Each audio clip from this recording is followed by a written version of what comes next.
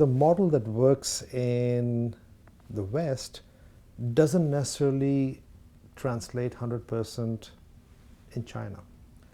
And you may have to, for example, adapt and be innovative in applying it to China. So, for example, one reason why Alibaba has been successful is they have the Alipay, system. And you can ask the question, why did the system Alipay be created? It's mainly because the infrastructure was not as developed and the notion of trust was much poorer. So in the US, eBay had to do a different didn't have the same kind of challenges. So you cannot take, for example, the system of eBay and just migrate it, directly the same in China. So I think what Western companies have to realize is that you have to understand the market.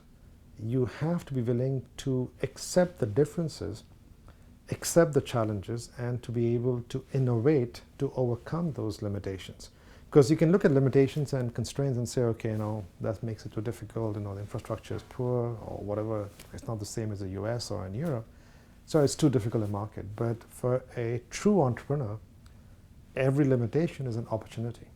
It's an opportunity to try and actually innovate and to be able to do things differently. So I think what needs to happen is Western companies need to come to China with a very strong desire to learn from local conditions, have an open mind to innovate, to adapt to the local market, and not just assume that what worked in the, let's say, traditional markets, in the home markets, will necessarily translate equally well in this new market. So I think as long as you're open to learning and adaptation, my own sense is you have a pretty good chance of success in most sectors.